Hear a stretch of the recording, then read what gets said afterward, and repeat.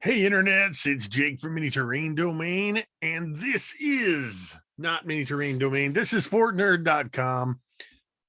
This is Dreadful Tales, Arc 2, Episode 3.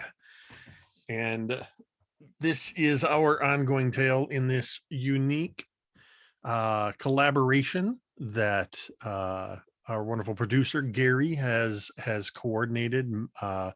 Perhaps machinated is a better term for that. But the best thing of it is he brought us all together to roll some dice and play make believe for a little while. So we're going to do that in just a moment. First off, I have an announcement. We are very excited to have, I believe it's going to be over here in the corner, is an Idle Champions Electrum chest code. Idle Champions of the Forgotten Realms is a licensed Dungeons and Dragons strategy management video game uniting iconic characters from novels, campaigns, and popular shows into one epic adventure. You start with iconic Dungeons and Dragon characters like Brunner Battlehammer from R.A. Salvatore's Forgotten Realms novels, and you can unlock additional champions through adventures and events like Dristoed or Minsk and Boo. The gameplay grows deeper with each idle champion that you unlock. Master formation strategy to complete hundreds of adventures based on official D&D books like Baldur's Gate, Descent into Avernus, Waterdeep, Dragon Heist, Icewind Dale, Rime of the Frost Maiden, and more. Idle Champions is available now for PC and Mac on Steam, Epic Game Store, Xbox One, PlayStation 4, Nintendo Switch, iOS, and on all Android devices. To find out more and download the game right now for free, head over to idlechampions.com. So thank you to Idle Champions for that. We are going to kick this off first with some introductions from these awesome players, and then I'll do a little bit of a recap, and we'll start playing some Dungeons and Dragons. But before we do that, a quick note. M, aka Saja, is not frozen. That is a photo. M is unable to join us for this session. So just be aware of that. Tonight, we are going to start with Fluffy. You're muted? Much muted. Hello. Hi. I'm not go. muted this time. I'm Fluffy Snowfall. You can find me on Twitter at Fluffy Snowfall. I am playing Karina Ivanova, the warlock from Barovia. Robo. Hello, it's me, RoboGoblin, and you can find me at TTRP Gifts. And tonight I'm gonna be playing Patricio de la Rosa, half-elf monk. That me. April. Hi, I'm April. You can find me everywhere as April Raygun, and I will be playing Breland, the Kobold Artificer. And Fair. Hi, I'm Fair, and I'll be playing Kira Stormslayer, your Oath of Glory Paladin. All pronouns are she, her. All right. So, as a little bit of a recap, you were all invited cordially to the estate of Madam Vanessa Mornhill at Mornhill Estates, by completely surreptitious means, agreeing to a contract with very little control of that as you opened your invitations, and a silver bell was rung automatically, thus basically checking the box saying that you agree to all terms and conditions of the contract. You were escorted via carriages drawn by nightmare horses through the mists and into a place known as Ravenloft, to an estate called Mornhill, where you were treated to a lavish dinner and told that you would be heading to a place known as the Grove, looking for the Horn of Fate. unfortunately, before you could get too much more information, Madame Mornhill, Vanessa Mornhill, and the estate all around her and all her servants decayed into bone and ash, and everything collapsed around you. But not before your wonderful, delicious meal began to rot before your very eyes. Escaping the collapsing manor, you found yourself outside and you chose to investigate the cemetery and mausoleum. But the mausoleum had designs on devouring you, as it was in fact a giant mimic. And all of the dead in the cemetery rose up and formed a zombie clot and tried to take you all out. Fortunately, you all prevailed, whereupon several tombstones arose and introduced themselves as Requiem, a keeper of memories. Upon one of his tombstones was carved the name in memoriam of Concord, a fellow traveler and adventurer of Patricio and Corina. He also mentioned something about being a member of the Horn Guard Conservancy, sworn to protect the horn at all costs, and that he kept their memory. He said that you would have to head to the grove, and that you could choose to either take the River of Remembrance or you could take the Forlorn Trail. You chose the Forlorn Trail. Traveling for a while, you encountered a rickety old bridge and began crossing it. It was a little risky, and most of you made it across when you started to hear an alluring song. And Patricio, you are currently halfway across this as this song begins rising up. This beautiful melody begins rising up from the gorge that this bridge goes over 50 feet above a river. And you watch as Saja and Brelin, their eyes suddenly go glassy. And you, looking over the edge of this bridge that you're halfway across, you see the four winged figures, the harpies, rising up from the gorge. One of them, whose voice is carrying on the wind, wears a twisted crown of thorns with dark ichor running down her face as her voice, in stark contrast, sings this beautiful melody. And I would like you all to roll initiative. I will get those numbers from you in a moment. Let me start the encounter. I do have Saja's sheet open as well. Oh, fun. So let's see. All right, I have Sasha's initiative. Karina, what did you get? 17. 17. Yakira. I also got a 17. Patricio. 6.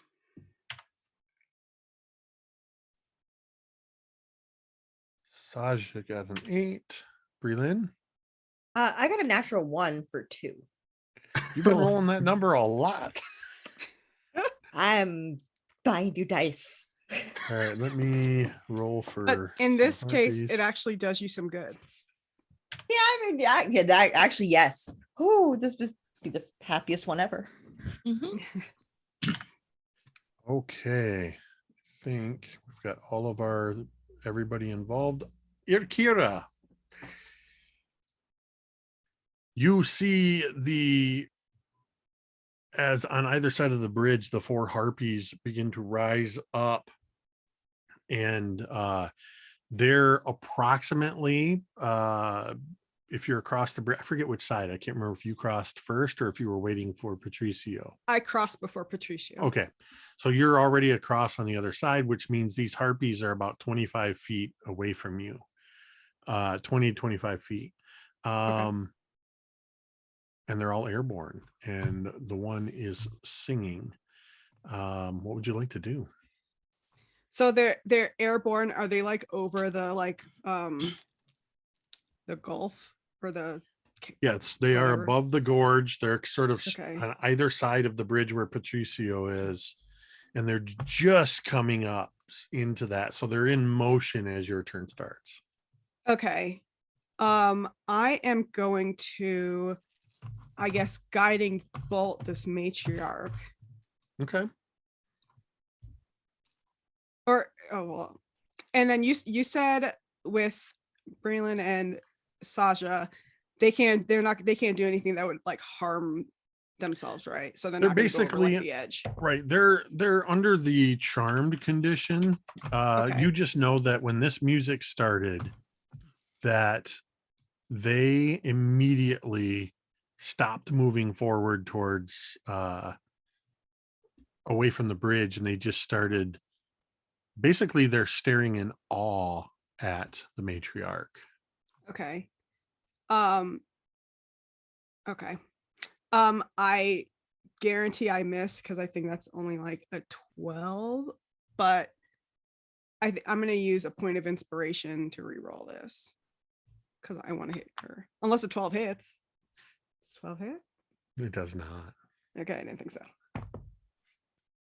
Does a 15 hit? 15 does hit. Okay, great.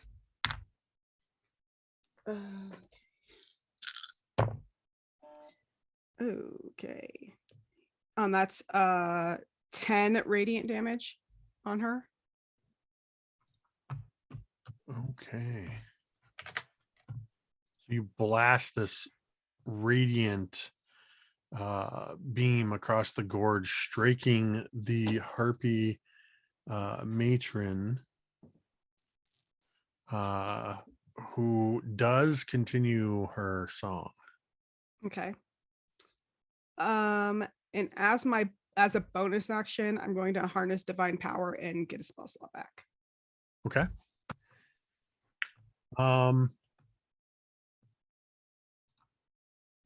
Karina, you are next. Okay, so there's the 3 harpies. They're above the gorge. And Patricio's in the middle of the bridge, right? Correct. He's basically flanked on either side as these harpies have risen up next to him. All right. How far away are the harpies from us? Roughly 25 feet, 20, 25 feet. Okay. Might as well be worth bringing them in. No, that's not enough. All right. Yeah, I'm just gonna be a warlock.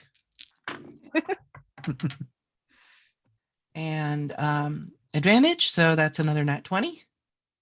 All right.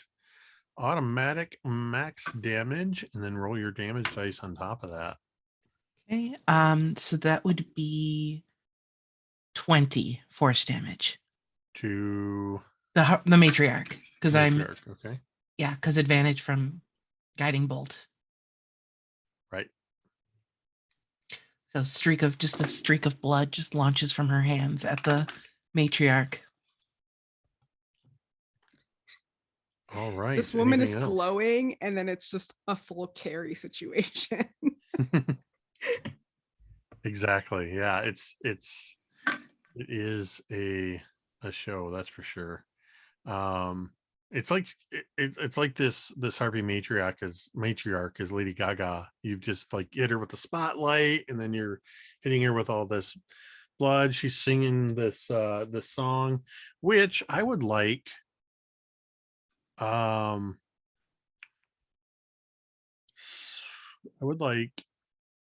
your Kira, Karina, and Saja to make insight checks.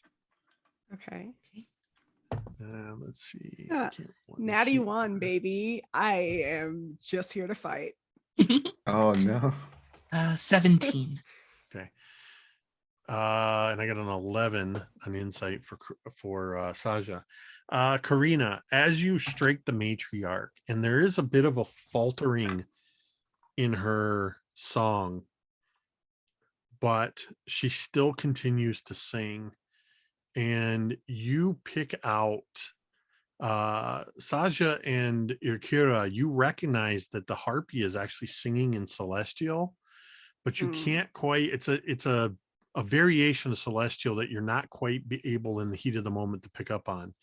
But Karina, you hear the words being sung, Sacrum Patronum Nostrum, Semel Intemirata et Pura, which you know to mean our sacred protector, once unblemished and so pure, is the first line of what she's singing. There's more to what she's singing, but you don't have time yet to pick it out because it is her turn.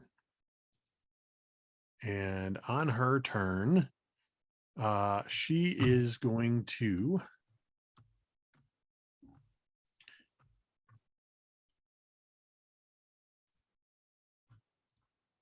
she flips her wings once, kind of to a sideways, and swings towards you on the bridge, Patricio. And you see her claws lash out. That's a 22, but they don't strike you. Yes, They that strike. hits. They strike the bridge. How far away is this?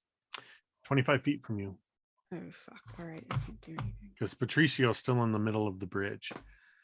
Patricio, I need you to make a dexterity saving throw as several of the vines and ropes snap Okay, I'm gonna use as she strikes it with her claws, and the bridge begins to sway dangerously. You just see all around you these vines and ropes going pew, pew, pew, pew, pew. that's a 21. You do manage to maintain your balance on this now tattered bridge. Oh, shit. So yeah, you're basically like this. One side, a whole section of it is has come undone. The bridge is now damaged enough that additional dexterity saving throws to move on the bridge are going to be at disadvantage. Her second attack is going to be at you, Patricio. But this time, as you sort of gain, well, what's your AC? Let me just check that. 15. She just hits then. I thought maybe she would miss. You kind of get your balance from this bridge swaying under you just in time to see one of her claws slash out. And it rakes across. Oh, that's too many sixes. Rakes across you for 13 points of, I'm sorry, 16 points of slashing damage. Oh, we. Saja is up next, and Saja is going to attempt to get closer to the matriarch.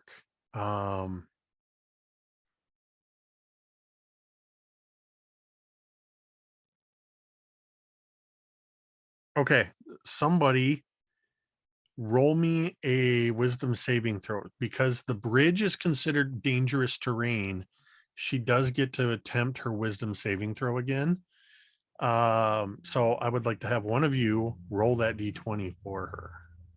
Do it for Oh Fluffy. no! I said I didn't want to be responsible for somebody else. All right. Got it. I'll do it. Crane, Fluffy's going to roll for Saja. So that's an 18 on the die. Okay, and Good job. okay, so that is a success as Saja moves forward, and you watch Saja moving in this sort of dreamlike state, and she starts to step forward onto this now rickety and cracking and creaking bridge, and you just see her shake her head like, what am I doing? And look around. We haven't seen a whole lot of Saja in action, so I'm trying to see, what would Saja do? Glow. Did you say Yeah, glow? get shiny. Yeah, get shiny. I think. Let me Purple. check something.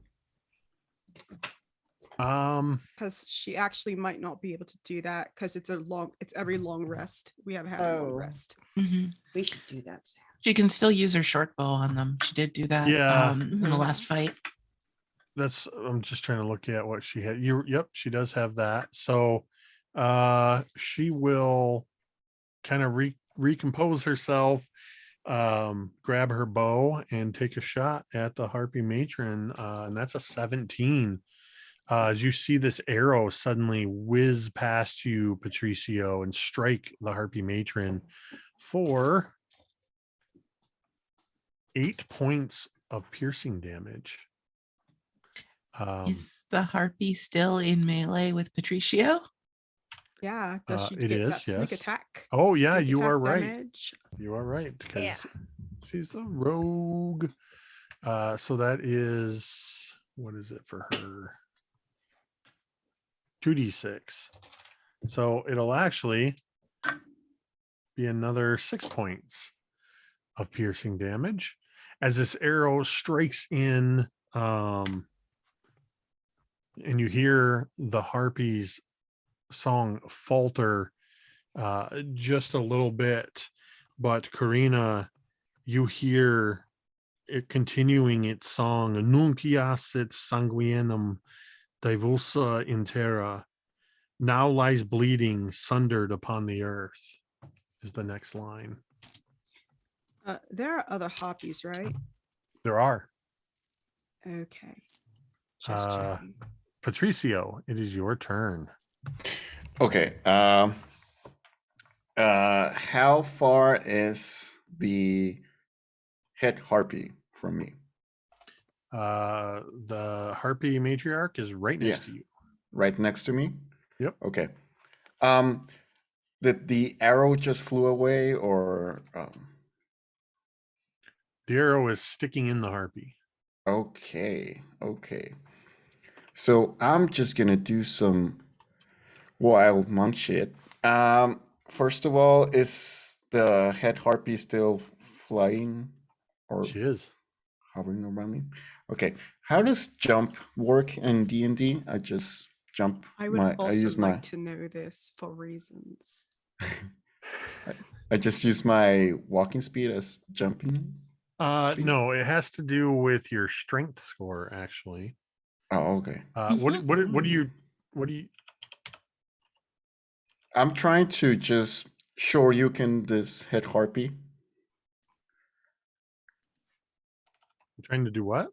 The shoryuken. I'm just trying to hit this harpy with a rising fist.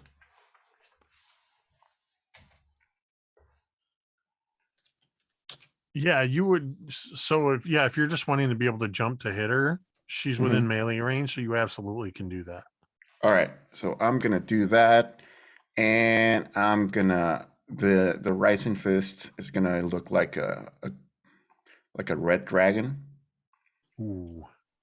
and I'm gonna attack. That's 18. 18 is gonna hit. Awesome. That's all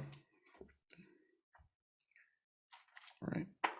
That's 6 fire damage. Okay. And I'm just gonna use my bonus action and spend a key point. And I'm gonna do the step of the wind. And I'm just gonna use my dash action or whatever it is to just get out of the bridge and go directly where everybody is at. Okay. I will need you to make a dexterity check at disadvantage to move across the bridge. I would like to point out that you can use Step of the Wind to also jump. Yeah, I was thinking about that. If I can jump over to the edge or just closer to where everybody is. Do you want to jump without running first? Because so basically you need to move at least 10 feet on foot. Okay, I'll do And that. then you can jump a Uh-huh. number of feet equal to your strength score. Oh shit, that's 0. Damn it. When you make a standing long jump, you can only leap half that distance. And either way, even if you do run and jump, you're still going to need to make the dexterity check because you're going to be making movement on the bridge. All right, I'll just do that. And So either way, you can get off the bridge. You just have to make this one check. okay, that's a 22. All right. Dexterity. Yeah. You see all of the perfect spots to step on this bridge, the planks that are tied off perfectly, and with just a few strides, you suddenly and you brush past where Saja is, and you still see Brilin staring towards the Harpy matron. Okay.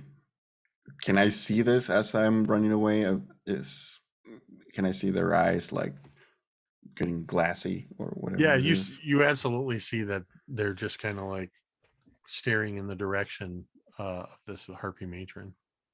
All right, so I'll just go monk shit and run over to Berlin and just say, "Oh, actually, I'm just gonna put myself in front of them Okay. because I can't do a shake it out of it, right? Shake it off, shake it off. Right. Okay.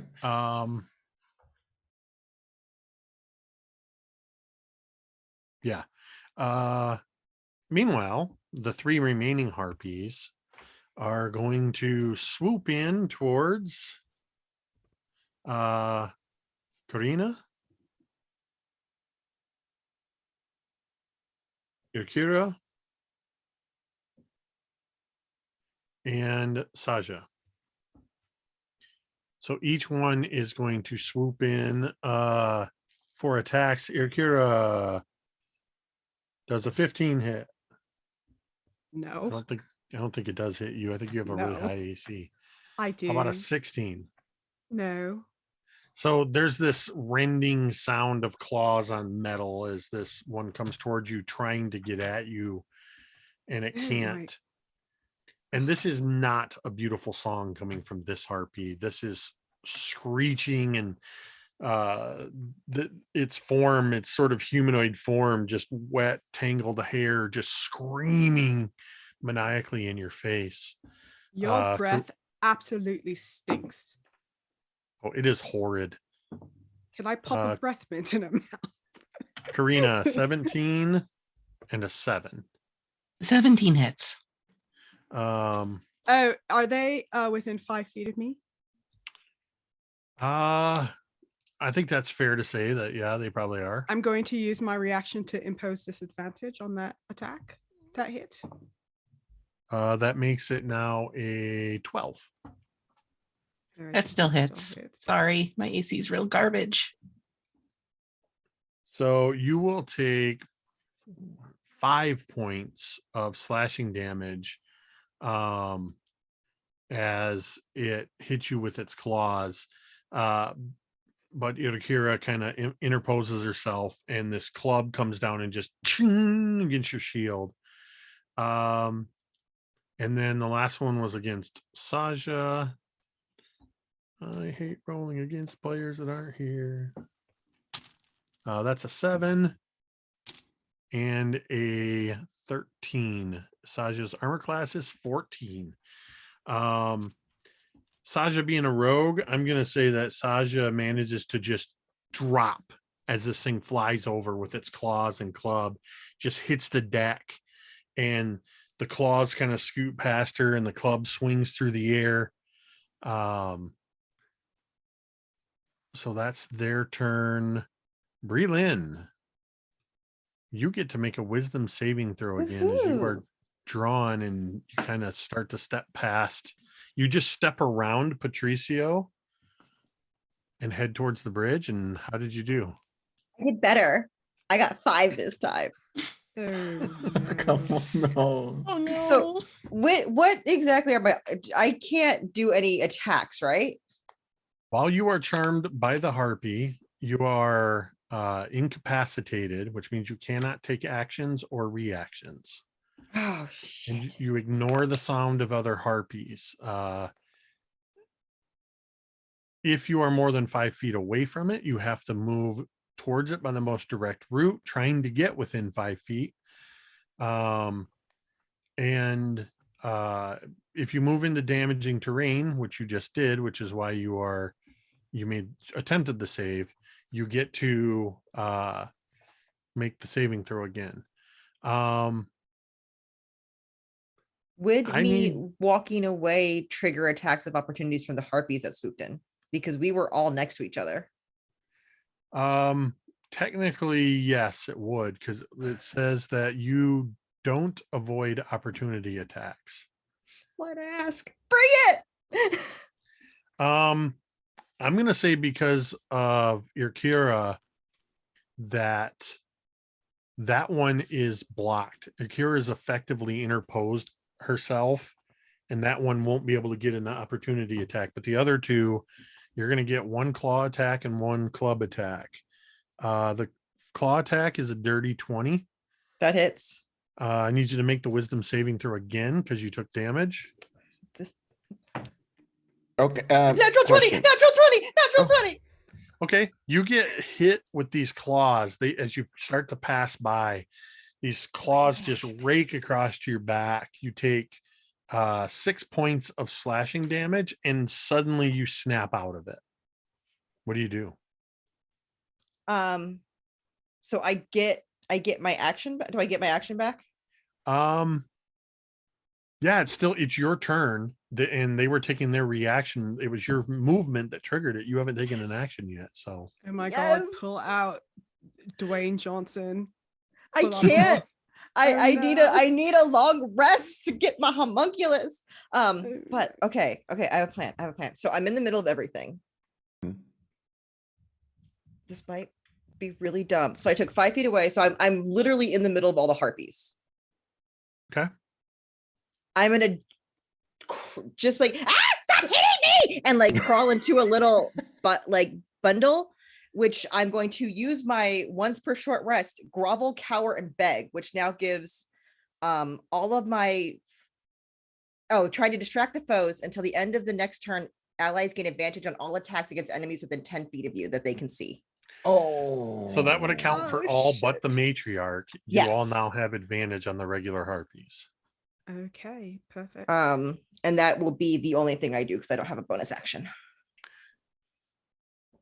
As Irkira, you begin it comes back around to you.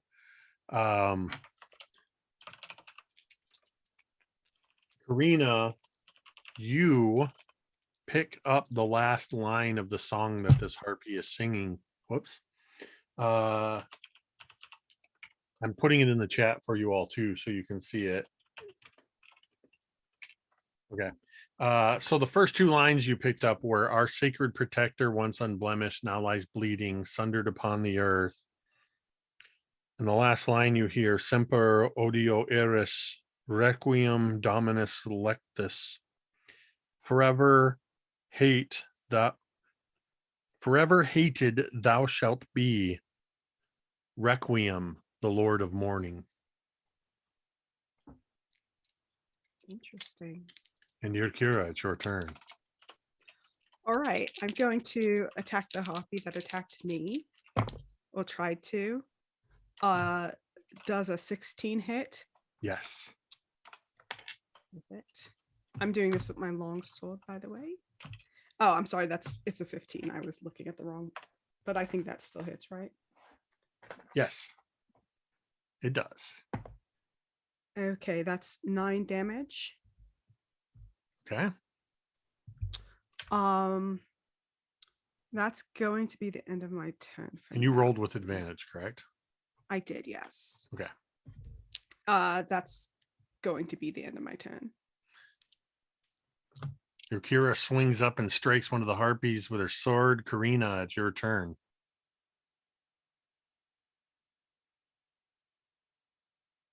Right.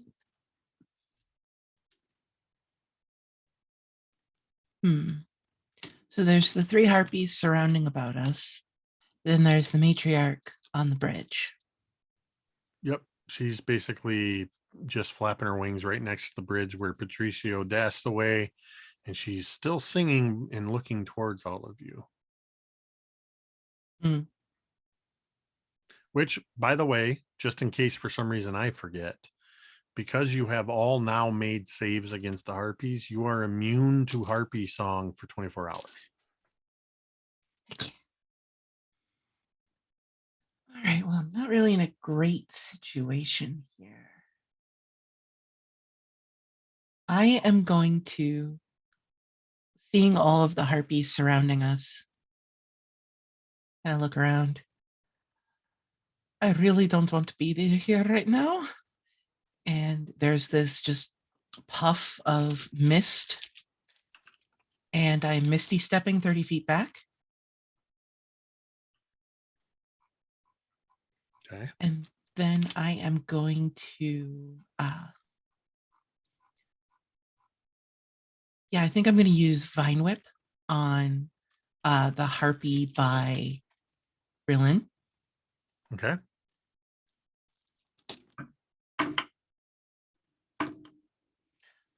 That's a 24 to hit. That is a hit. And that is 4 piercing damage, and the harpy's pulled 10 feet closer to me. So Berlin, you see this vine whip just lash out, and this harpy just sort of almost squawking as it gets pulled towards Karina, and there's just a few of these moldering feathers that just kind of Do we wake. get an opportunity attack against that? Not against forced No. movement. No, because it's Yeah. forced movement. Oh, okay. But I like the way you think. You need to keep away from my friends. And that'll be my turn. The harpy matriarch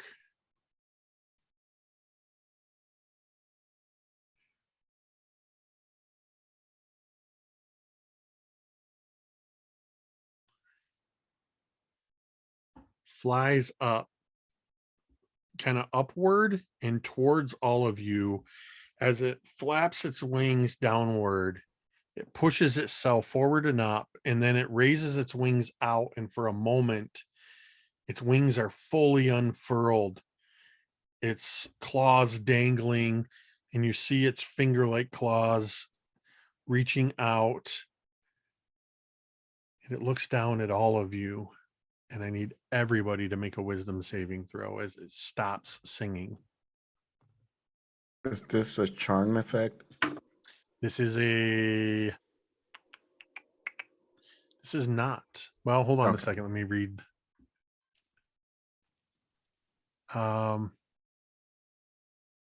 This is not a charming effect. Awesome. Net 20. Hell yeah.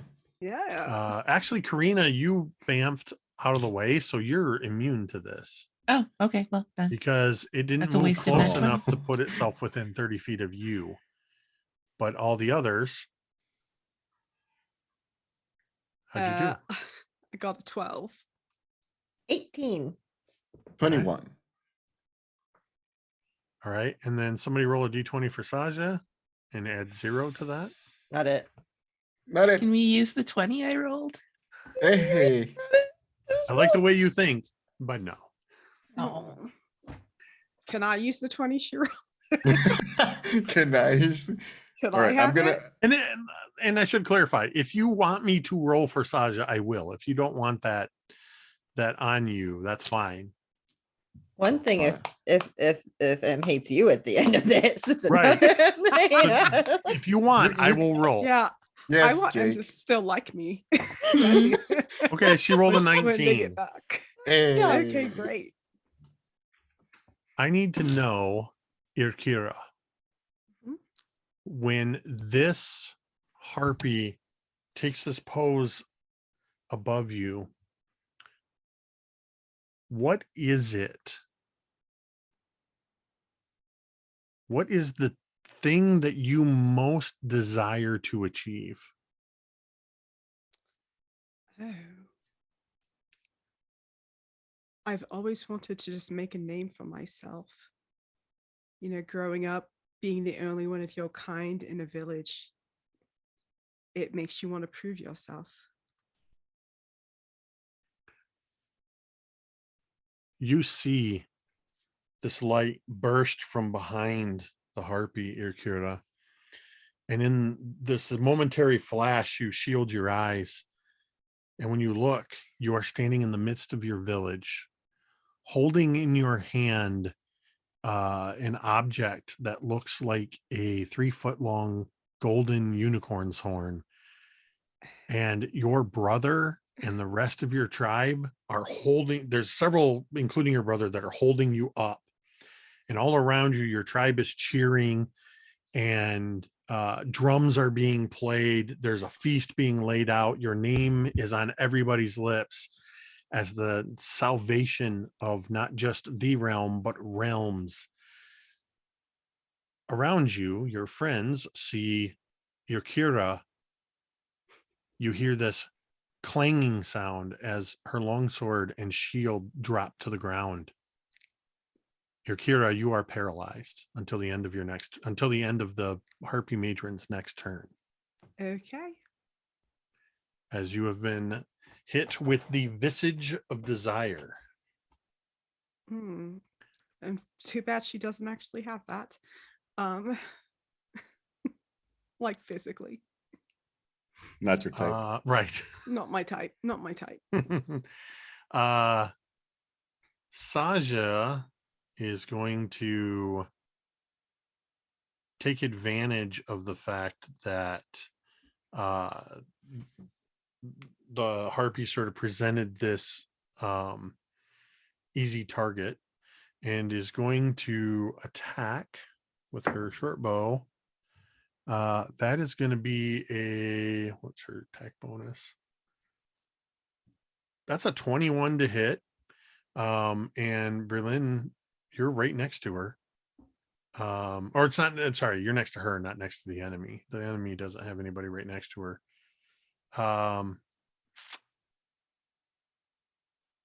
But if the matriarch harpy got closer, would they be in my 10 feet of cower of advantage? That is a good point. Yes. So So that then will activate Get sneak attack. That's what I was checking for. Thank you. Yes. So that is going to be 3d6 of piercing damage. And that is going to be 6, 12, 15 points of piercing against this matriarch. And you see that the matriarch is in a very bad way. In fact, the matriarch is now bleeding profusely from these wounds. Patricio, it is your turn. Okay. How far away is the matriarch from me? About 10 minutes or 10 minutes? No. I don't know why I said minutes. We'll all be dead by then. Patricio, yes. why are you so far away? 10 That's- feet. Patricio just ran. And that's a and good just jump. kept going. Yeah. Patricio said, I'm out. I'm not dealing with this right now. Yeah, fuck this. I have 10 too feet. much going on with me to deal with this right now. So I have to go. All right, 10 feet. Okay. Is she still flying? She sort of pushed herself into the air, and she's in the moment still kind of in that pose where she was at the apex of lifting up. So you absolutely can get to her if you're going to Awesome. try to hit her. So I'll just shake my arm, and it turns into this blue scales. All my arm is completely covered in blue scales, and now it's and I'm just gonna again try to rise and fist against her, and that's that's 23 to hit. That is a hit. Hell yeah. What's the D4? Ooh, 4 and 3, 7. 7. What is it? Lightning damage.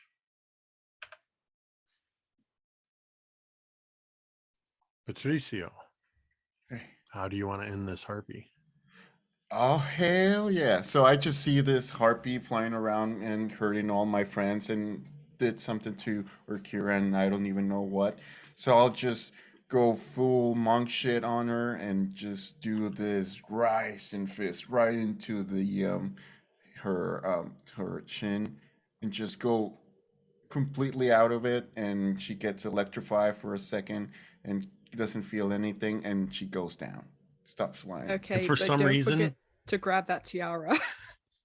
Oh yeah. As I do that, the fist to the chin, I go up and I just take the the tiny crowns out of her, and I have the crowns. I know it's spiky, but You can do that.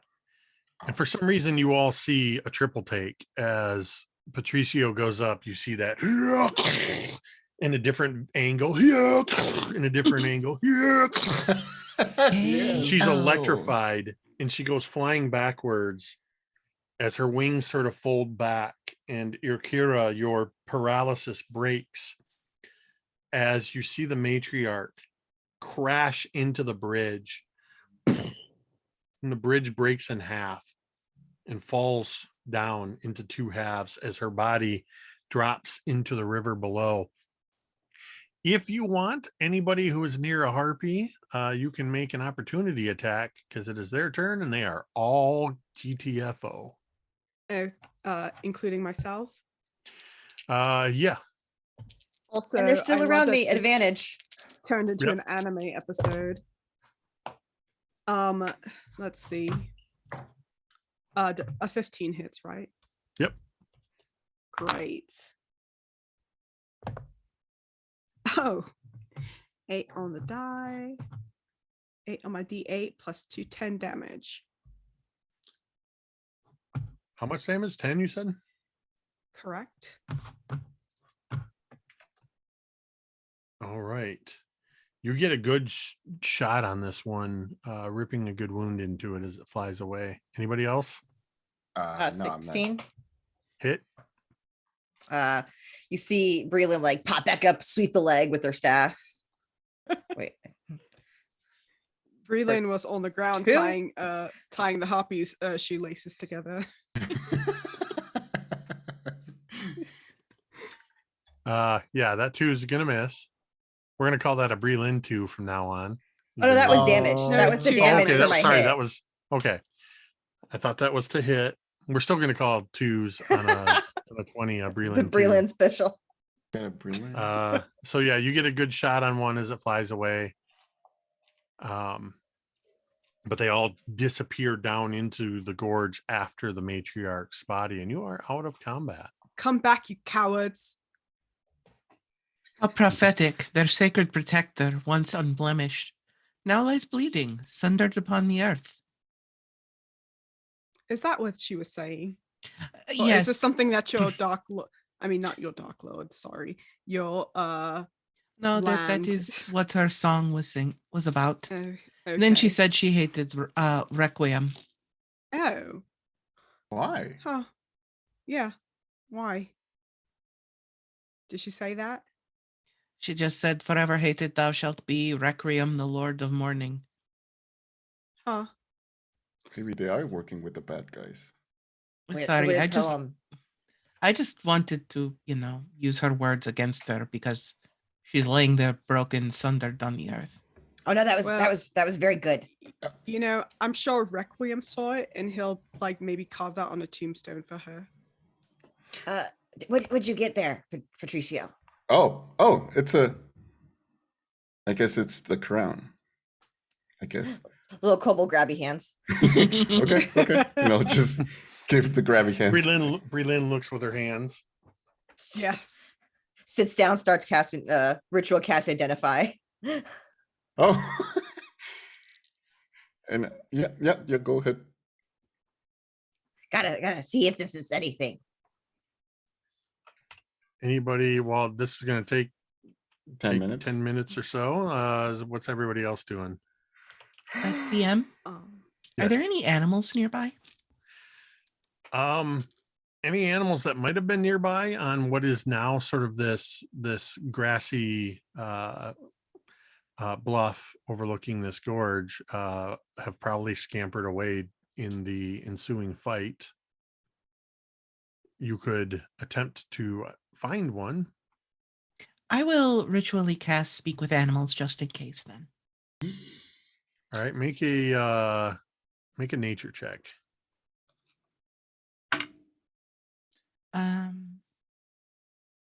12. I would say that you sort of casting about, you would find an owl Okay. on a tree not far away.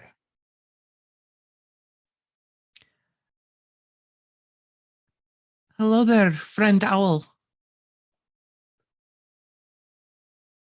You see the owl sort of sitting there, and it does that thing where owls almost turn their head all the way around, and then I'll it pull- looks back at you. Ooh, you're talking to me.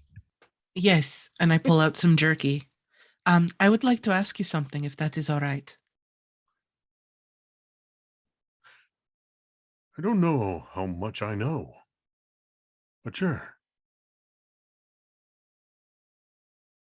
Have you seen a unicorn?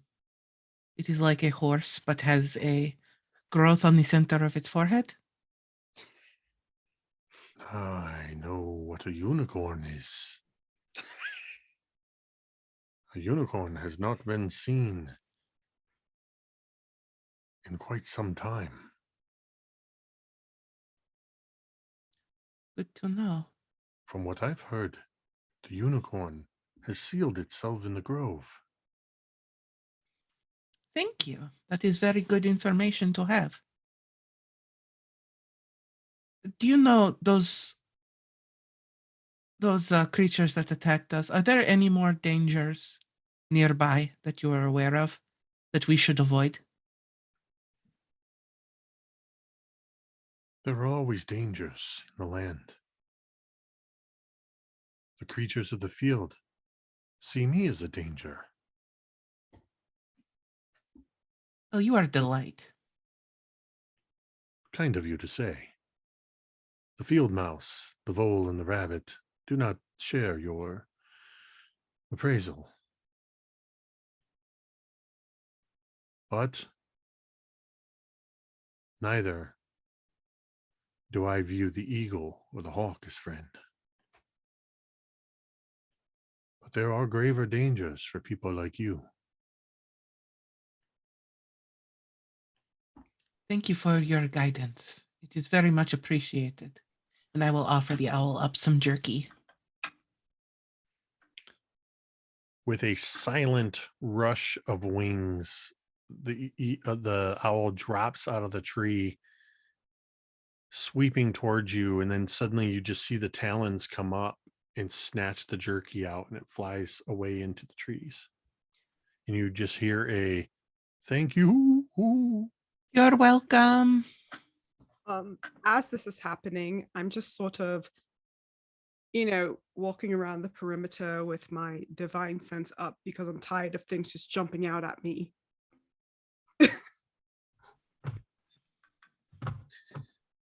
So I'm sorry, you have what up? Divine sense, Okay. just as a precaution. Yep.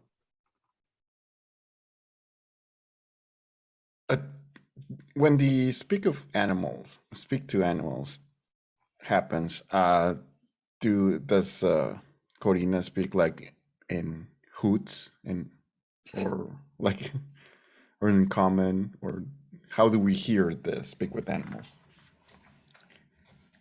I will let Karina answer that. How do you speak to an animal? I totally am speaking like the animal. She's Awesome. speaking in tongues. That's so fascinating. And I just go fascinating towards Corina and Corina, Yes, Are you speaking with the owl? I was. Yes, That is fascinating. What you did saw they me say? speak. Well, first off, you saw me do that with a rat back in the first Starwallow. No, yes, I knew that, but I was just I didn't know you actually talk to different kind of animals. I thought it Thought was you just only were- rats. Thought you only need rats. I mean, that is also useful. The unicorn has sealed itself in its grove and has not been seen for quite some time. Okay. And there are plenty of dangers in the area. Also, field mice and voles. Wolves? Voles. Oh. Okay. They're kind of like little mice, but longer.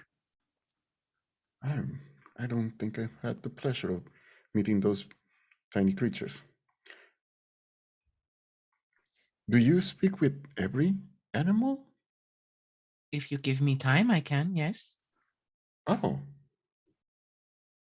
That is fascinating. Oh, should we summon the dog so you can speak to it? Or maybe we should save it. We We should only save get it for the. 7. It's not puppy day yet. And Urkira, are you okay? Are you hurt? Oh, no, I'm fine. They tried to hit me, but their strikes were very weak. Okay. But also, I had the most fantastic dream. I don't know. I mean, she did something to me, and normally I wouldn't like it, but the vision I had was delightful. Like what? Well, all this was happening. You had a dream. Well, or vision or prophecy. Oh, maybe I'm a prophet now. Maybe you are a prophet.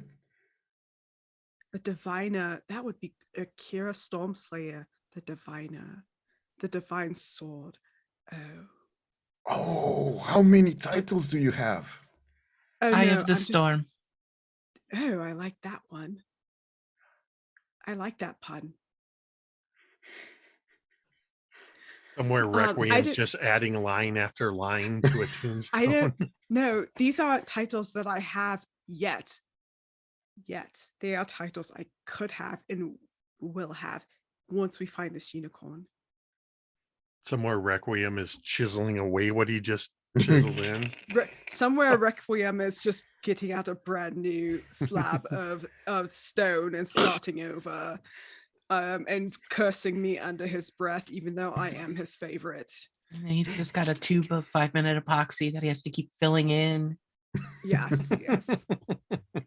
At some point, there's only so much epoxy you can use. You just have to start completely over from scratch.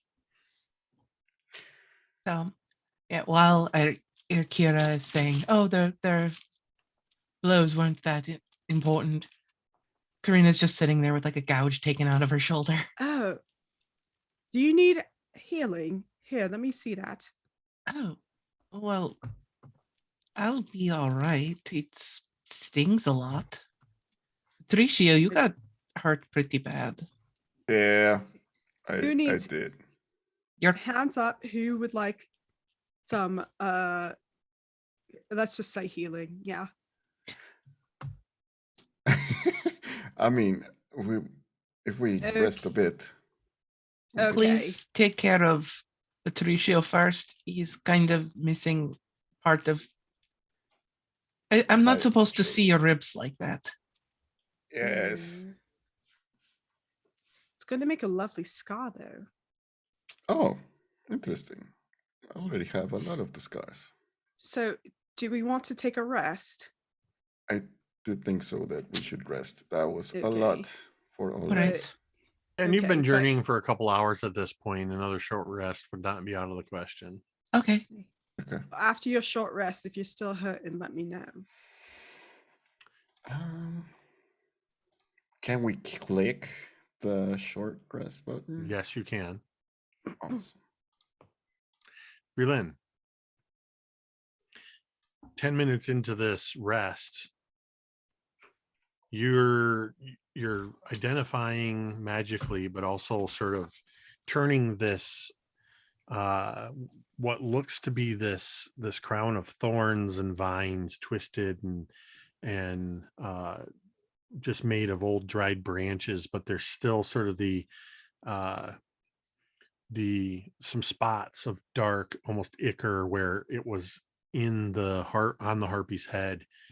But as you're identifying it and turning it over in your hands, you notice that some of the dead bramble of it kind of just crumbles away, and you see gold underneath.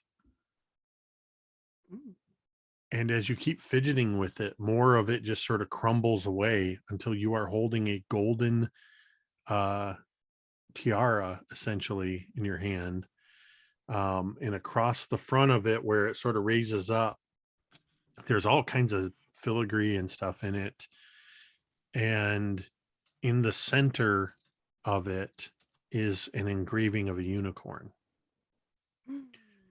This tiara is a tiara of truth telling.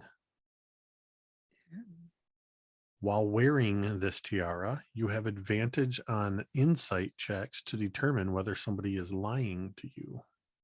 If you want to add it to your Interesting. if you want to add it to your character sheet, you can just look up a ring of truth telling. It has the same property. Okay.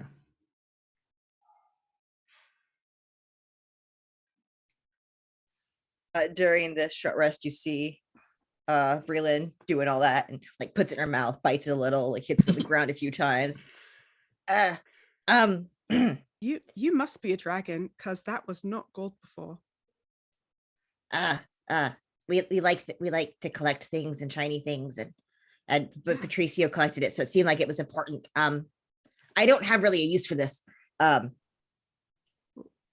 If you want to know if someone's lying, wear it. I don't have a better chance. That Oh. seems like it would be very useful for you. Oh, and it has unicorn on it. Oh, Oh, interesting. Well, I It mean- doesn't have. You don't have any use for it. What if you wanted to ask somebody? If you ask somebody if they knew what purple dragon was, what if they're just lying? Well, I feel like we're friends now, and that if No, anyone No, is no. a little bit no. Listen, if I'm not I don't tend to ask follow-up questions. I just kind of get the answer and walk away. So if anyone's a little bit more insightful than me, this might be a better beneficiary to you than someone like me. I don't like people. I don't really want to talk to them. same. I just ask my question and go. Also, Patricio did find this. I just was helping you figure out what it was, and we all fought for it. So, whoever. Do you think it does it belong? Do you think that it belongs to the unicorn? Maybe. Perhaps it belongs to one of the unicorn's protectors. Didn't Requiem say that there was a The horns guard. group? Yeah, horns guards. Maybe it belonged to one of them at some point. Maybe. Because I assume a unicorn also doesn't need a crown. Well, maybe we could bring it back to the unicorn and be like, we found this. It belonged to someone you know, and we're bringing it back. Let's be friends. Yeah. Yes, we could do that. But for now, I don't see any harm in somebody using it if it'll be useful. Everything to our advantage.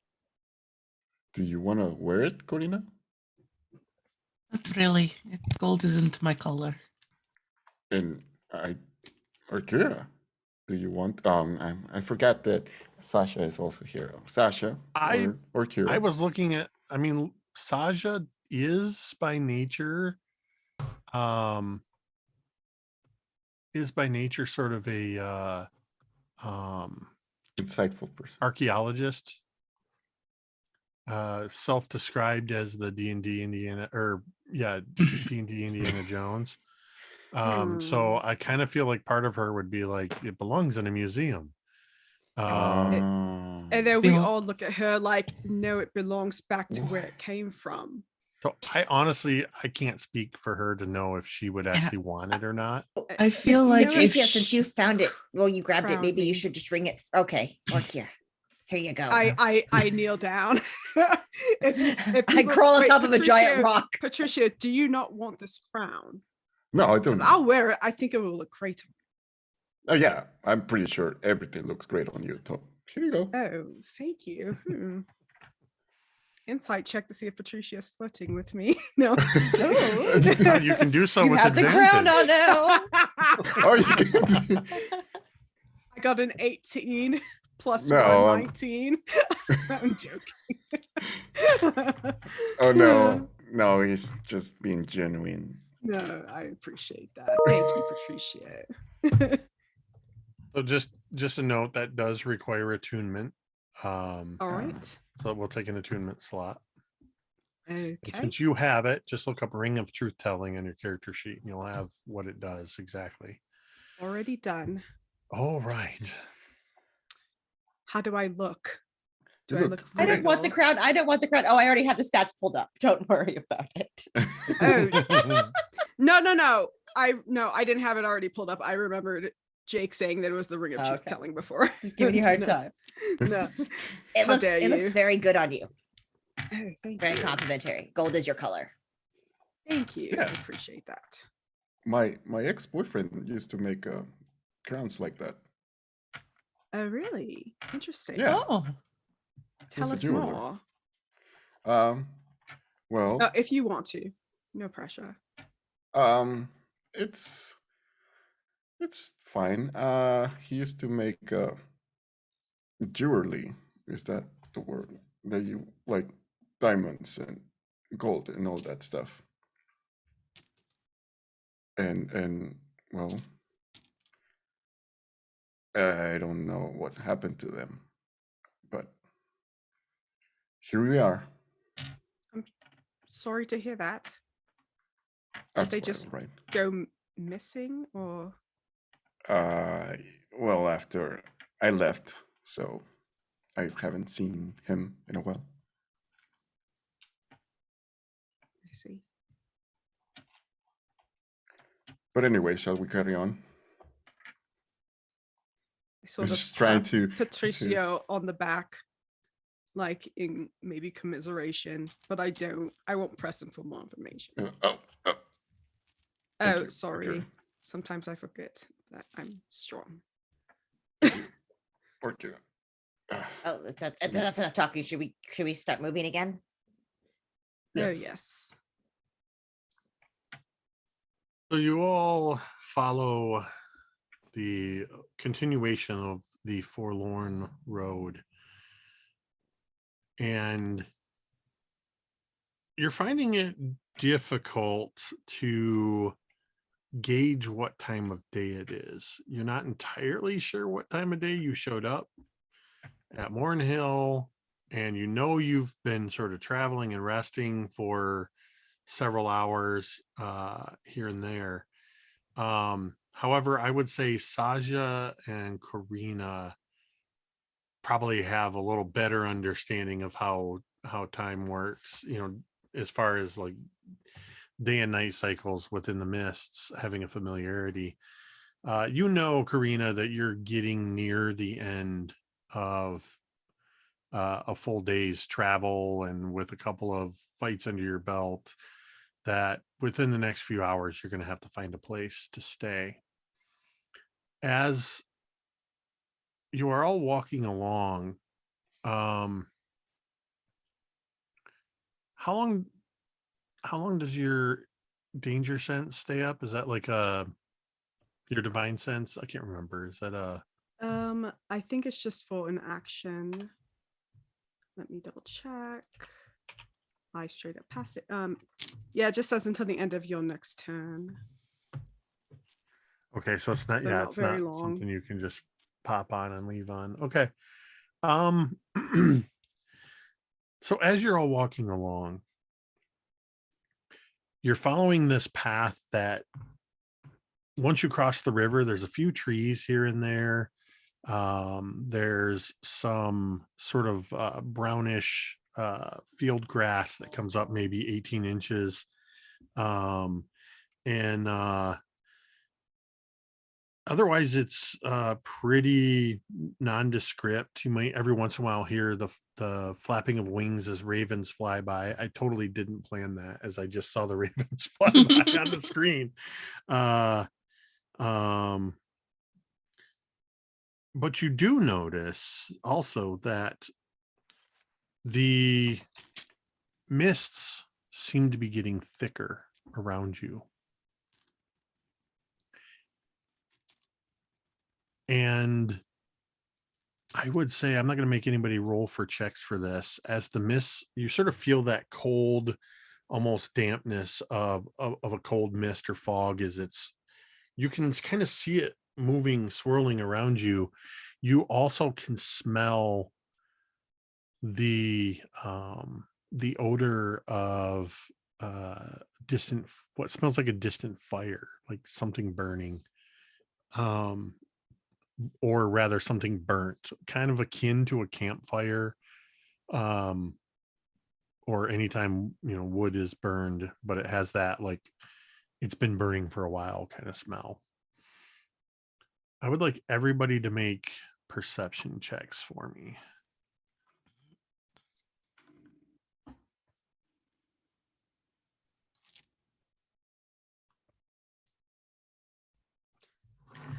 Just go ahead and tell me what you got. 4. 16. Okay, I got a natural 1, but I Okay. so 5. Thinking about my. You still did better than me with a natural 1. A dirty 20. Okay. And a Okay. 17 for Saja. So Patricio and Berlin are sort of, in the way that you're all moving along this path, you're not really noticing much of anything. But the other three of you begin to see dark shapes looming in the mist. At first you see Karina, what almost looks like about 15 feet sort of in front and to your right, this dark form about 20 feet high starts to emerge from the mist. At the same time, Akira, you see what looks like a hunched over figure about 12 feet tall reaching towards you with bone-like fingers. And the mist shift, and Karina, you see a 2-story building. And Akira, you see a couple branches of a leafless tree lining a street. And you realize you are now walking on litter-strewn cobblestone. Place just Berlin. gets creepier and creepier. You stumble into something and kind of almost fall over this thing. Patricio, you also walk into something that's about as big as you are, and it's unmoving. The others around you, Karina, Akira, Saja, you hear that sort of stutter step and the shuffle and kind of the oof as the other two have run into something. Patricio, you have just smacked into what looks to be a roughly 6 foot tall statue of a human woman with her hands sort of up like this. Breland, you have just stumbled over a skeleton. And the rest of you see what these two have just crashed into. As I hit the statue. Oh. Okay. As I hit the statue, I just go, oh, sorry. Trying to go around. I walk in the skeleton. Hey, watch where you're go, Queen. Kick it a couple times. You knock the jawbone loose and the skull goes skittering across the floor. Hey, Karina could have used that. It's fine. I have enough. Does anyone else see those buildings in the distance? Nope. Yes. The distance is like 20, 30 feet away from you. Do you It's still the see distance. Yep. The What do you Didn't think they rec- are? I don't know. It is very convenient Didn't considering Requiem it's say there would be a village? by Oh, the yeah. river, Oh, not in the path that we took. The village would be by the if we went the river route. Did you not say that things change a lot in this realm? They do, Maybe Requiem maybe. was going off of old information. I don't know anything about this place, obviously. But I mean, there's a It is just convenient since we are getting to the point of needing to make camp. And we find a house. You see, Karina, that as the mists continue to move, there's more than just a single house. You can see that there's another building beyond that, and another. And Patricio and Brelin, you begin to see as well. All of you see that you are standing on a street that appears to be in the middle of a small town. Oh. The mists are lingering, so that these buildings that you see, you only see the facade. You can just make out the branches of trees, and you do see a few more of these statues at random intervals, and you see that there are more skeletons lying on the ground. An uneasy feeling begins to come over everybody. And I need everybody to make a wisdom saving throw. oh no. You like these? I do. Ugh, I'm Sasha not has an using dice. 11. yeah, my dice don't like me 3. tonight. Oh my God, April. Mine don't hate me that bad. I'm throwing all my dice into the yard. I'm buying new dice. It's just done with Here, these. Kira, what'd you They're get? dead to me. Rolled a 13. All right. Karina 15. and Patricio. 18. All right. Berlin, I need you to roll a D100. Ooh, fun. Can't mess that one up, can I? We'll see. I just rolled a 4 for Sasha.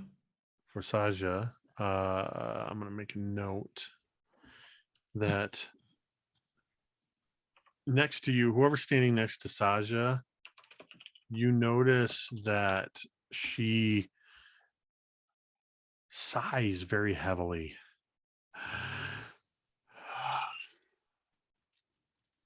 But it's not like a good? sigh of boredom or anything like that. It seems to be this sigh of like just a wave of malaise. She just suddenly, it seems as if she's just struck by a burden. Mechanically, she has just lost 2 hit dice. Oh. What? Berlin. That was a 47. 47. So for you, I get a puppy. Everything's happy. Yeah, we find another dog. you are, if you were to take any kind of fire, cold, acid, thunder, or lightning damage, the next time, not if or when you take any of those types of damage, you will automatically take 3 more points of that type of damage Okay. because you're literally thunderstruck. I Oh, don't write no. those. Gary did. Oh, oh goodness. Thanks a lot, Gary.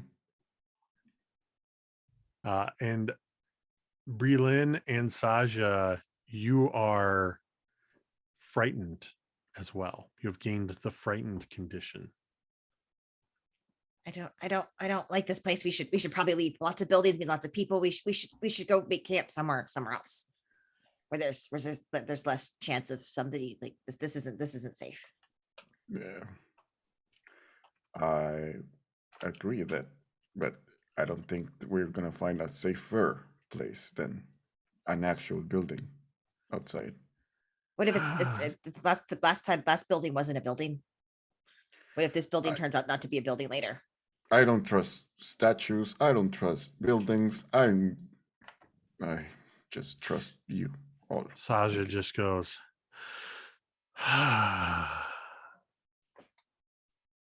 you tired, Sasha? Are you good? no, You're sighing I- a lot.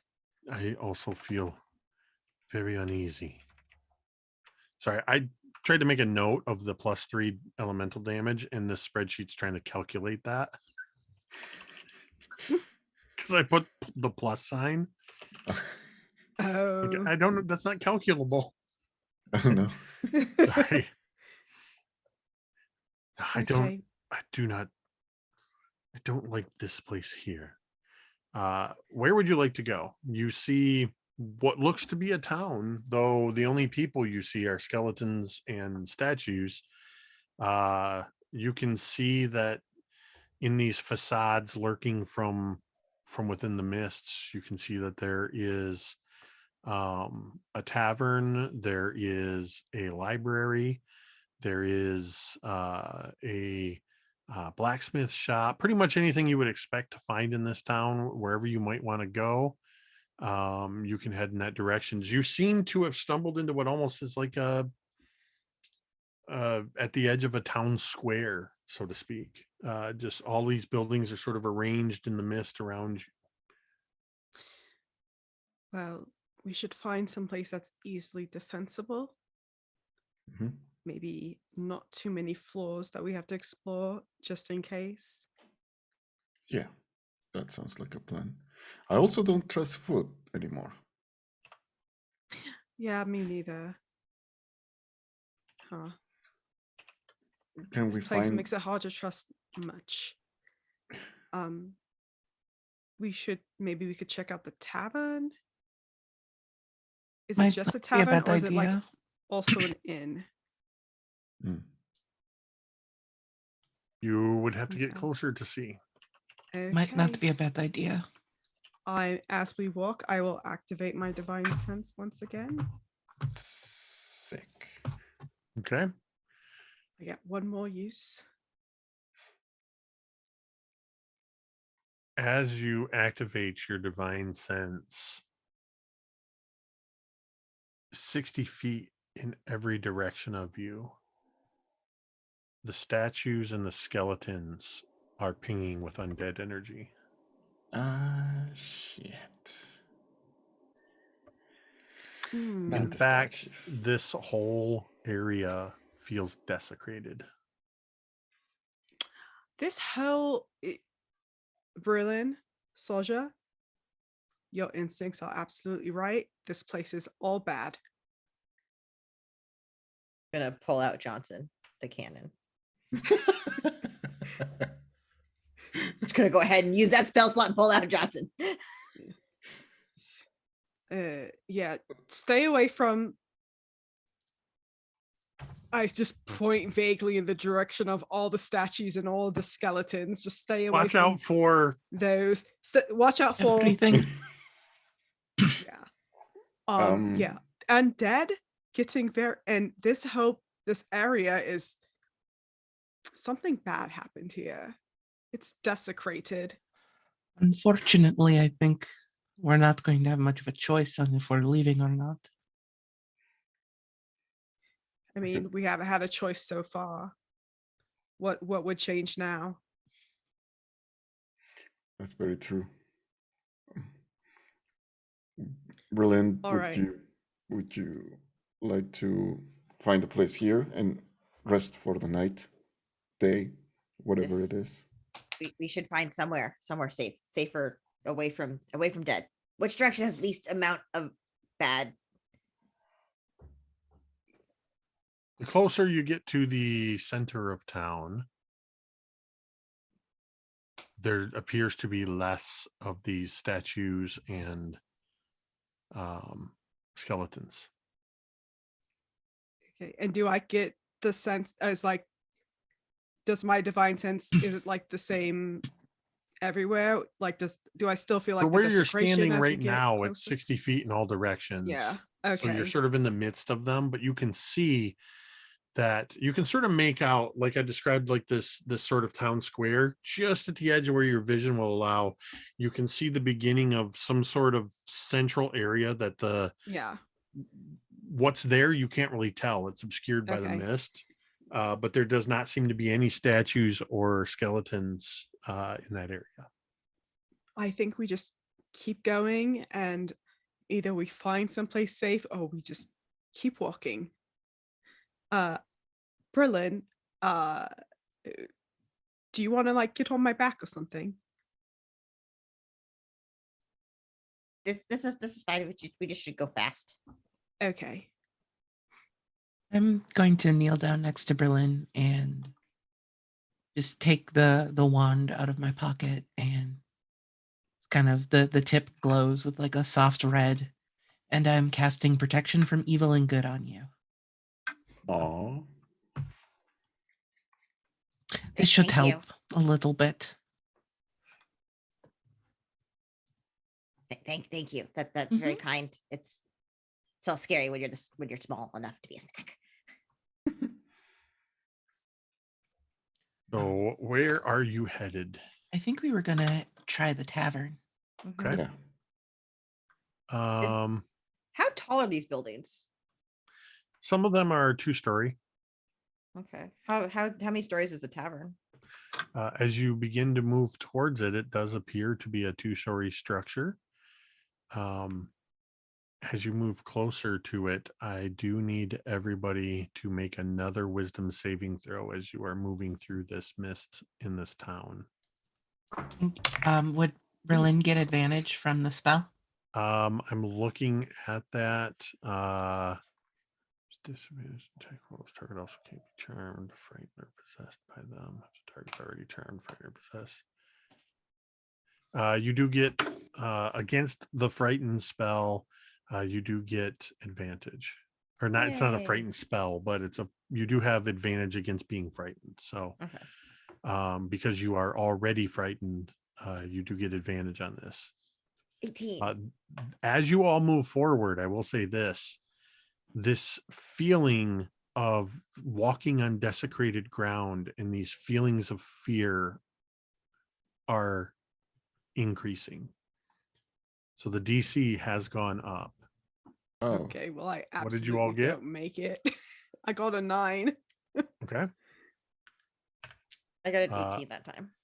Okay. Yes. Irkira, you are now frightened, and I need you to roll a D100.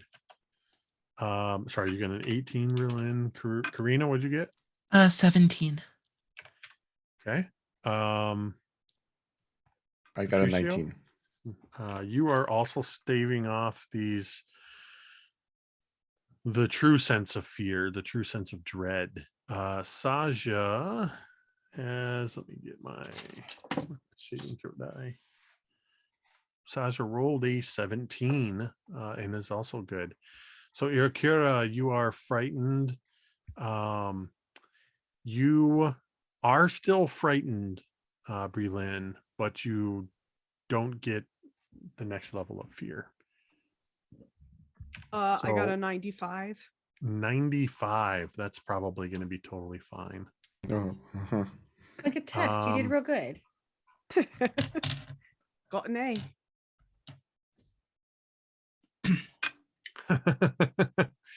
Okay, this is interesting. Once, before you make a saving throw, an enemy of yours may point at you and say fail, and you will do so. Oh, fuck me. What? I would just once again like to remind you that Gary wrote these. Yeah. So Gary rude. and I are gonna have it out later. Listen, Gary. Listen, Gary. So, Okay, great. yeah, and Love that for you me. are officially frightened at this point. Okay. You begin moving towards the tavern, and as you do so, you see on the sign that hangs jutting out from the front, sort of one of the few sounds you hear right now is this sort of this sign creaking back and forth, and you see the name Blood on the Water is carved into the sign. Good sign. That's gonna have to be a no for me, to be honest. No, this place is bad. We should just go We could try a different building. try a different town. We could just leave the town and find some place in the woods. How thick is the mist around us? It still seems to be pretty thick at the back half of all of these buildings. So you can kind of see buildings. Now that you've moved towards the tavern, you can see a little bit more of that sort of central area in this square. You can see that it is a large circular area with tall weeds and grasses, and you can just make out a very tall tree, its branches sort of reaching out, seems to be in the center of this centerpiece. You see where the mist is the thickest, where it almost looks solid? Yes. We have tales back where I'm from that if you try to travel in the mists when it's that thick, you will die. Ah. Oh, so are you saying we're stuck here? We might be stuck here. Great. All right, let's find the building then. That is not the tavern. Is there a blacksmith? Oh, the blacksmith, right? There's Oh. a blacksmith. You're There's a muted, smithy. Berlin. I am You said muted. there. Go ahead. Sorry. I was gonna say you also said there's a library. Yeah. There's a library. That's what I was that was what I was trying to say. Library has books. Books have power. Well, words that we could learn. Words have power. No one hides in a library. It'd be very safe. Well, we were in a library and we met the evil angel question mark. I don't know. That who was a different library. Okay, no more library. No, actually, well, we can go and see how the library is, and then we'll Yeah. decide. I still would like to go to the library. Okay. Is everybody okay with that? I'm not okay with anything here, but I suppose we can just go to the library. But if a Fair. book attacks me, I will set it on fire somehow. That is Normally- option number 3 is just set the entire village on fire. Cleansing fire. I'm not opposed to that. Yes. So you begin walking over to the library, and Saja just sighs heavily again. Books. There's comfort in books. And you begin kind of circling around where the central area is of the town square. And as you move towards the library, you see that it is made out of, unlike the other buildings around it, several of which are sort of in that, I forget the style. I want to say Tudor. I don't know if that's right, but that sort of wooden stucco look of classic medieval fantasy buildings. But this library seems to be made of large stone blocks, and there's a set of stairs leading up to it. And either side, there's a statue of a griffin that is perched on a plinth on either side of the stairway. There is a very large dark mound about 15 feet in diameter and about 4 or 5 feet tall that is on the ground in front of the library. As you all head towards this, and you begin to see that, what do you do? I say no, absolutely. We turn not. around and run away. That's This clearly does a not look very- safe. That is clearly a burial mound. Right? Make a Hello? perception check Oh, or an investigation, however you want to do that. And I will do that for Saja. Investigation plus 6. Oh, I have good investigation. I should do that too. It's a 25 I'm gonna investigation for trust my dice Saja. Yeah. more. I got a 7. I got a got a 10. 5 perception. Patricio, how'd you do? 24. No, 22 for perception. Okay. Saja got the highest, so I think Saja suddenly goes, no, and walks forward and reaches into this sort of mound What and then are you turns doing? towards all of you Sasha. and holds up what is there and just sort of lets it fall to the ground as you see that mound is a massive pile of burned books. Oh. It's a burial mountain away. And I need all of you to make one more wisdom save versus fear. I fear. So you will have advantage, Breland.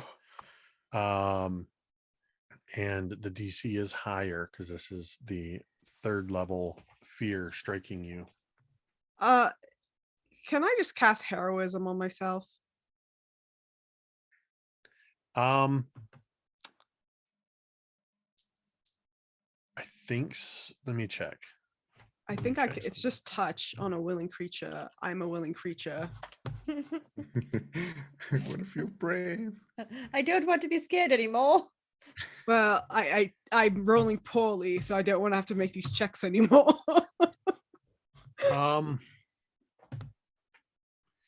After I think you would have to make the Okay. fear check first, and then you Okay. can cast the spell on yourself.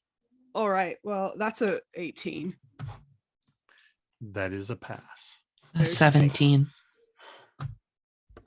19. 17.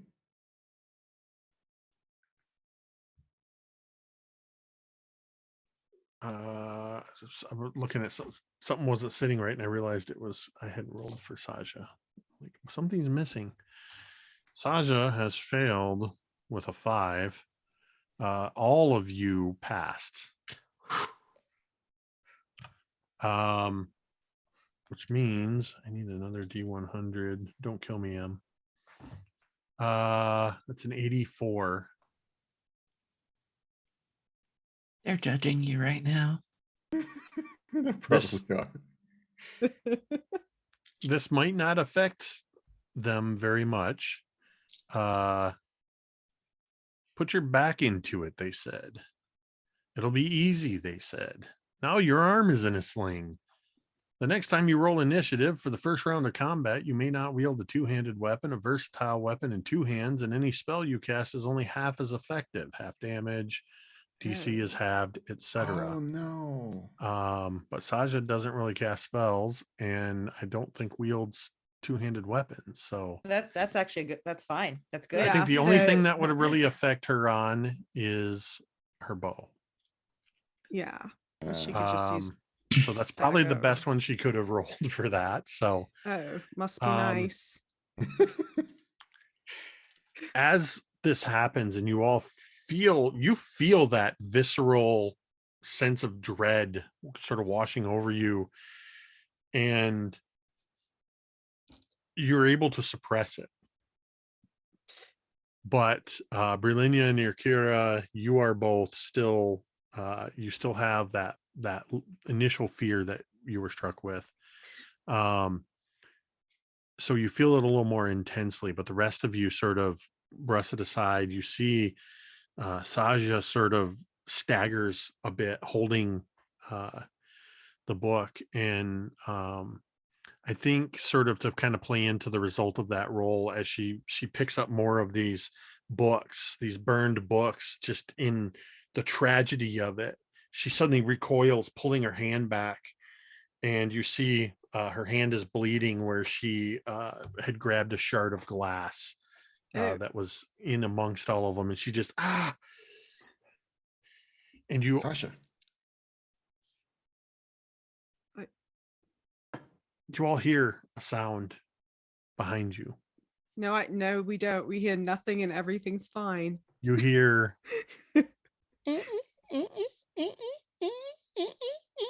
this sort of squeaking sound moving around in an arc behind you. Seems to be moving around the where that centerpiece is that you haven't quite fully seen, the tree and the central garden or green space. Well, green space. I turn to see what it is. I You- also turn, but I would like to prepare an action to activate my radiant consumption if this is bad. You just make out something moving through the mist, moving around on the street, and you hear that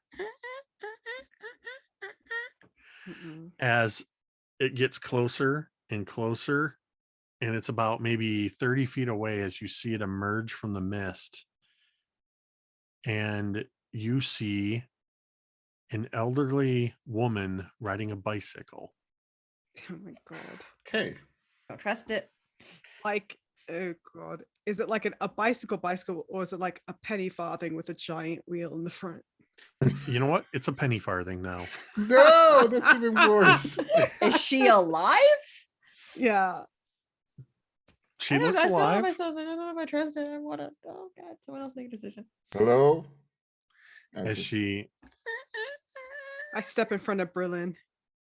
Oh, I, if I didn't say, I already hid behind everyone. I got Oh, behind okay. the row of And- people.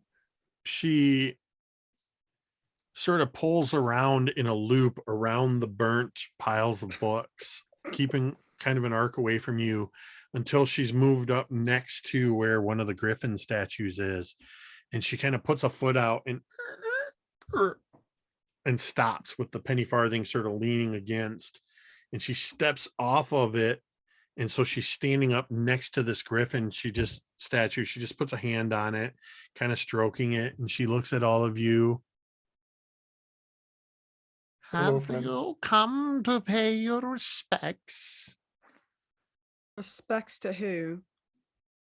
By the fallen. And she just sort of gestures around all of you.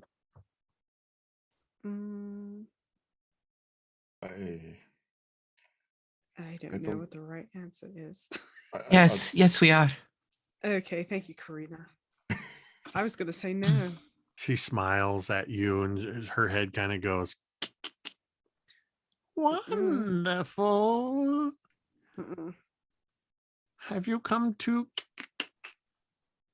place offerings at the foot of the tree? And she gestures toward the central area, and as she does so, in the motion of her hand, you see the mist sort of just moves a little bit, and you can fully see in this central area this twisted, gnarled, old looking tree, but it almost looks like it's diseased. Its branches are reaching up, no leaves on it, and it seems not because of the time of year, but that this tree probably hasn't blossomed in ages. There is, at the base of the tree, you can see, sort of leading up to it, there are dried flowers and offerings of what look to be now moldering food. There's things that look like small casks of wine and bottles of wine, still corked.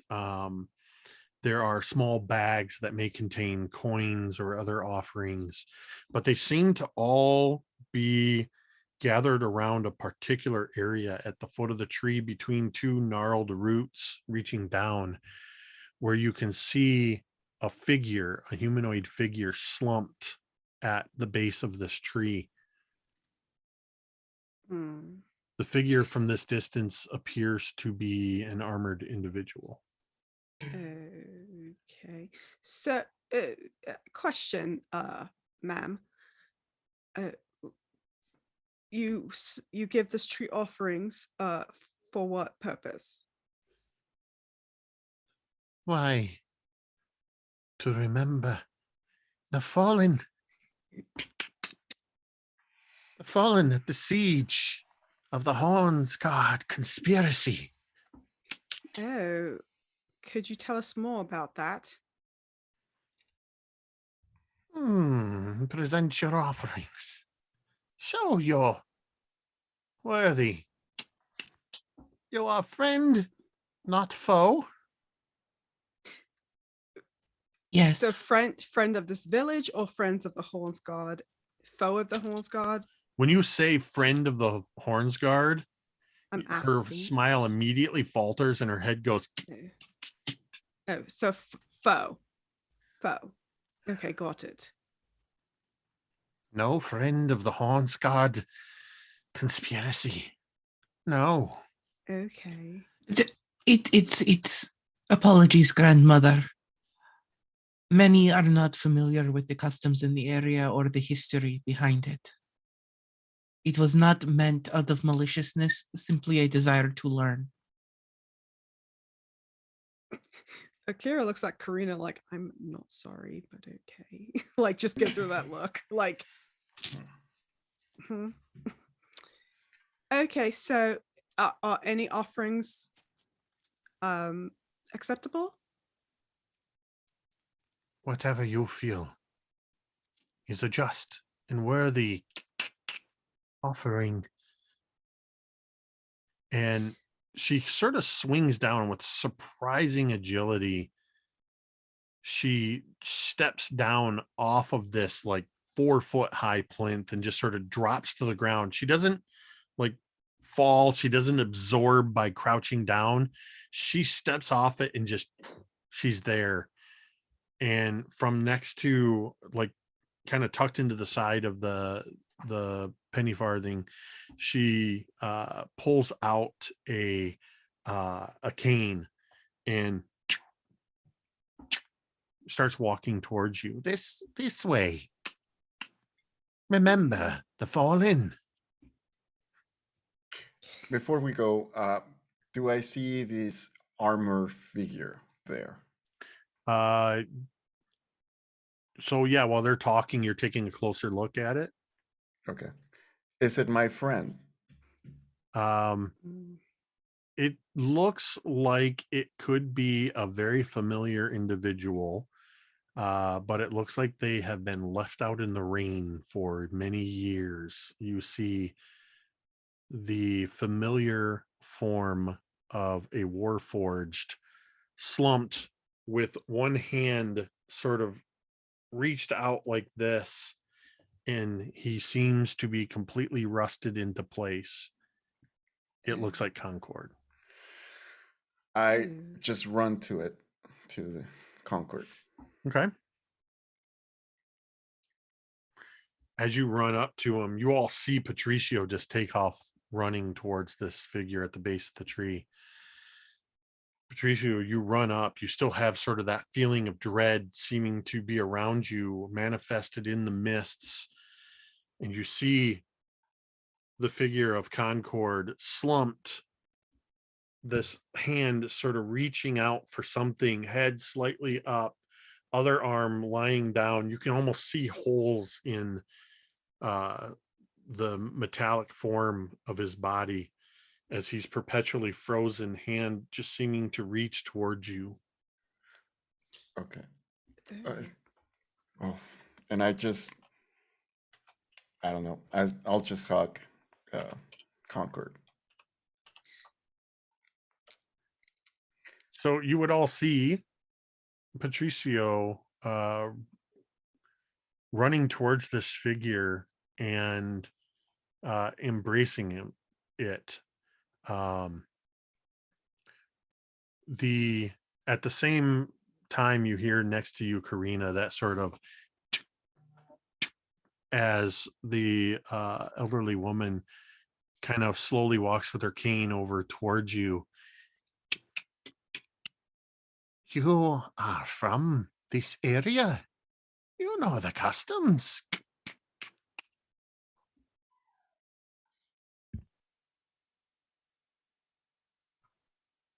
I'm going to go place an offering. Does Are it you leaving look- her side to do that, or do you say that to her? I say that I am going to go leave an offering.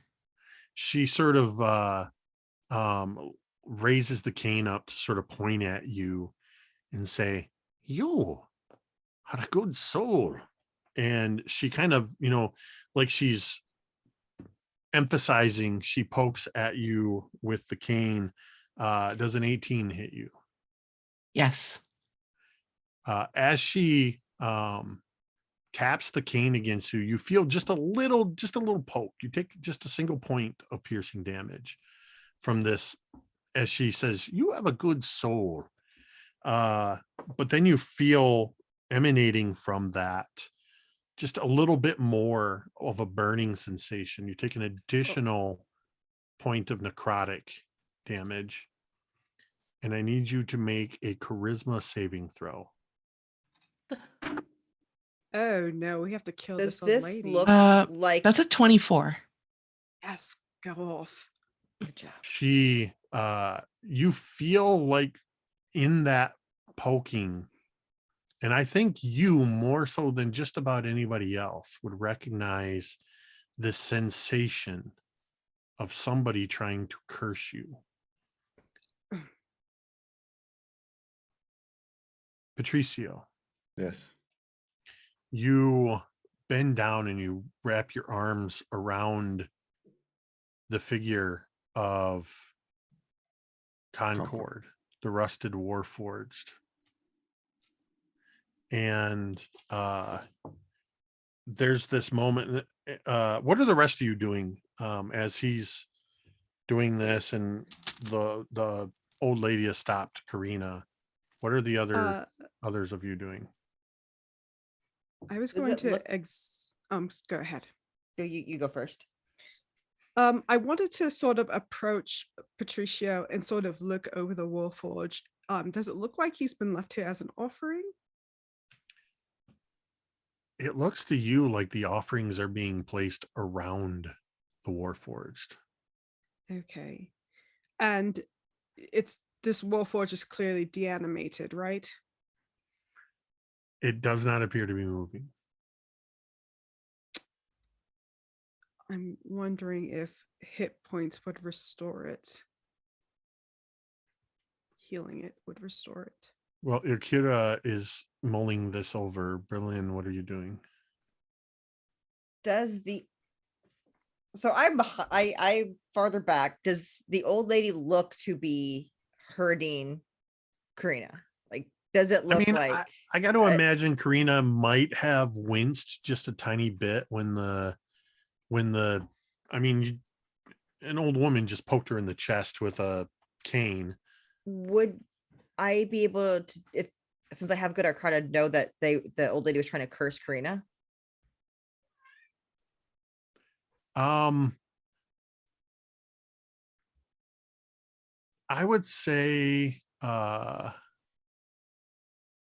I would say make me go ahead and make a check with Arcana. Okay.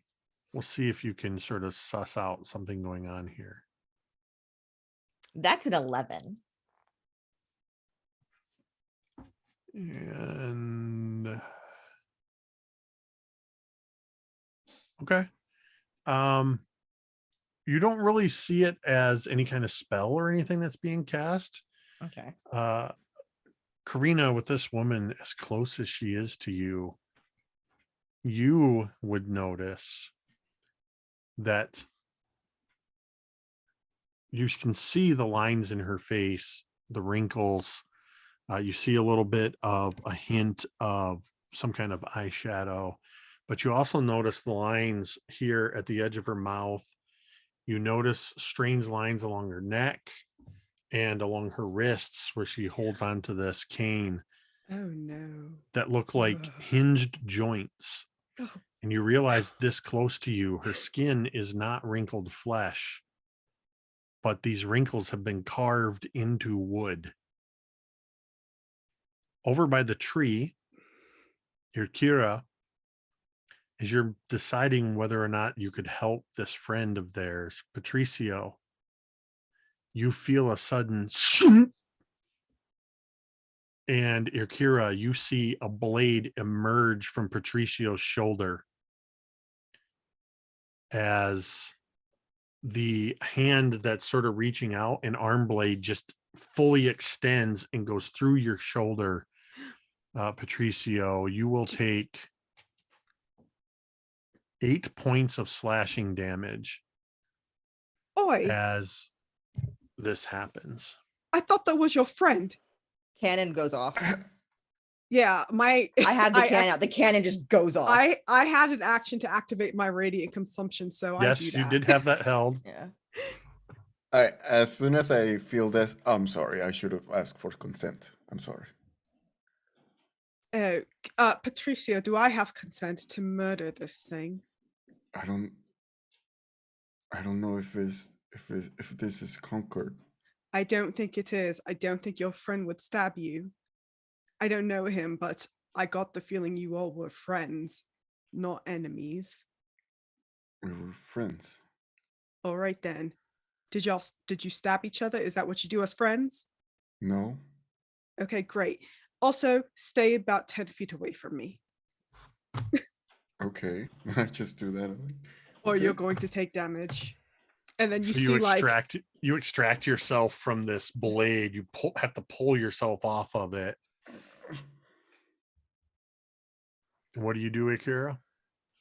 I'm just activating my radiant consumption, just as a precaution, but I also don't want to. I just scolded Patricio by his friends hurting him, so I don't want to hurt him. So, is the machine moving? Is the Warforged moving anymore? It has not moved. Is this but the blade's still out? The blade is still out. I think I No. turned back Oh, go ahead.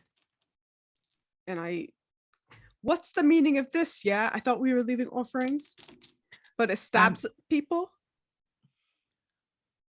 You know, grandmother, from one well versed in this area, you hail to what the Vistana can do, and your curses will have no effect here. She Did you looks try to- at you and she goes, "Can't blame Miguel for trying." What? Can Don't- I attack this old lady? Fire. She goes, "Don't worry. I just wanted your soul." Yeah. Yeah, absolutely. You can go ahead and attack her. Okay, great. April, are you also attacking? Oh, my cannon went off the second Patricio got stabbed. So were you shooting at the old lady or the Warforged? I probably was closest to the old lady, so I'm just shooting the old lady first. How far away is this old lady to where the Warforged is? How far away from the old? Probably about 30 feet. How far do you need her to Oh. be? Because she's I like just need- right in my I just- business. I just need her to be because she seems to be the one leading this whole, well, not leading this whole charade, but as of right now, she's the one in charge. So as long as she's within my distance, I'm attacking her. Yeah. Whatever you need it to be. I mean, you guys were sort of moving around this space, so Yeah. so you can absolutely both roll attacks on the Okay. rickety old lady. Does a 15 Mine hit? It's a dexterity check. Okay, a 15 will hit, Perfect. I'm gonna and smite her. 18 on her dexterity check. Yeah, she's fine. Is there any half damage? I don't think so. The flamethrower does do half damage. Oh, it does. I'm reading the wrong stats. That helps if I look at the right stats. So yeah. That's 16 damage. What did you attack with? My sword, and I did not cast heroism on myself earlier, so I did a smite. You did how? And you did how much damage? 16. Okay. And then Breland, how much damage do you do? 9 halves fire damage. Okay. So all of a sudden, Irkira just lashes out with the sword and smites, putting some extra radiant damage into this thing. And you see her head and one of her arms sort of separate, but there's no blood. You actually see these sort of wires coming out from the shoulder joint and the neck. And then just all of a sudden, there's this blast of flame from Breland. And I just imagine Karina not even flinching, just staring, illuminated the firelight on her as this old woman falls to the ground and her cane clatters next to her, and the head just keeps going, laying on the ground, going, we just want justice. Well, you And- don't get justice by trying to curse somebody, do you? Can I like kick her head? Absolutely. There seems to be a Great. theme in this game. No, The kicking of heads. no. Yeah, I'm kicking it this time. Do I need to roll for that? Nope. You just kick Okay, her head great. away. As you kick her head, it goes kind of gets airborne for a little bit, hits the ground, and sort of. Actually, DM, can I skeet shoot? Sure, go for it. I kick it as a pull. Yeah, that's a 25 to hit with Eldritch Blast. Oh my god, Fluffy, Okay, you're rolling so- so well tonight. You Damn. kick it, it arcs through the air, and then there's just suddenly this blast of this sort of bloody eldritch blast. And as this sort of splash happens, there's a little bit of the splashback, both from the blood effect, but the light of it. And you see all around the tree, you see that in this town, skeletons are lifting themselves up off the ground. Oh, And fuck. you watch as figures are emerging from the mist, but all of them, even as the skeletons stand up, a spectral humanoid form begins to form around them, and they all start moving in towards the tree, getting as close to the tree as they can and looking at you. To thank And us. that is where we're going for to our end service. tonight's session. And just in case you're worried, whether or not an initiative roll happens again at the beginning of a session is entirely dependent on your actions. But right Okay. now, these figures, these spectral figures, have all emerged and are sort of gathering around the foot of this tree. With our Okay, track well- record, we're just gonna roll initiative at the start of the I- next episode. I fully expect them to say thank you for getting rid of the creepy old puppet. How can we help you? You're welcome. Yeah, Yep, that's exactly what the skeletons that's are going. gonna That's say. what's going to happen. I have no intention of fighting them unless we have to defend ourselves. Oh, we'll see what happens in next week's episode of Dreadful Tales. Get the title right. Dun dun dun. I hope you all enjoyed that. Trying to do a few things a little differently with some creepiness and things going on. I think I might have touched on some personal creepiness factors with this. So Yeah, you did a fantastic job. I'm not even afraid of puppets, but that was disturbing. you are now. Yeah, Just- I am. Just a reminder for our audience, but also for our players, that safety tools are in place and that you can absolutely call out or throw out a red light or a yellow light or whatever if you need to, if I stray into territory you are uncomfortable with. I want to creep you out, but in a fun way. I don't want to legitimately creep you out. I want to play with you all again. So, like I said, this has been our third session of Dreadful Tales. And next week will be our fourth session. So before we get out of here, I just want to once again thank Idle Champions for providing the code. Use that code. I believe is going to be up over Karina there, over Fluffy. And you can get a free Electrum chest. So thank you to Idle Champions. And thank you to everybody who tuned in to watch us live. Or if you're watching this on VOD later, thank you so much. Huge thank you to our producer and organizer of the Dreadful Tales, Gary. We appreciate that so much. Yeah, thank you to all of these amazing people that I get to play D&D with for several sessions. So we're going to go in reverse order. You can go ahead and do a quick outro, and we'll start with you, Fair. I am Fair. I've been Urkira Stormslayer, your Oath of Glory Paladin. You could follow me on Twitter at Fairbear. Thursdays, you could find me over on the Greater Restoration Crew, 8:30 Eastern for Tales of Faerun, a D&D 5e campaign. Actually, I think this Thursday is going to be, or I'm sorry, by the time this comes out, that campaign's over. I just realized that. The joys of pre-recording. Friday, nope, that's going to be over too. Everything's ending for me. Just catch me on Saturday over on Rolling D20s, 9 p.m. Eastern for Philly by Night, our Vampire the Masquerade campaign. And then just keep up with me on Twitter because I actually do have some things that'll be coming out that haven't been announced yet, and they're super exciting. So just stay tuned. How very fitting that in the Dreadful Tales game at the end, you say that everything is ending for me. I know. Yeah, I'll let you know what my new character is next time. Right. April. Hi everyone, I'm April. You can find me everywhere as April Breakgun, and I played Breland, your kobold that's totally not afraid of anything. This is Edelyn. Say hi.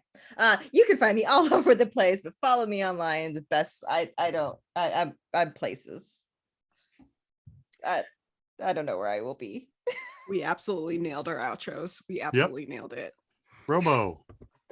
Hello, it's me, Robo Goblin, and I guess next Saturday, which is this Saturday for everybody who's watching this live, we're gonna have the return of the Strixhaven campaign that we're playing, and it's also in Spanish.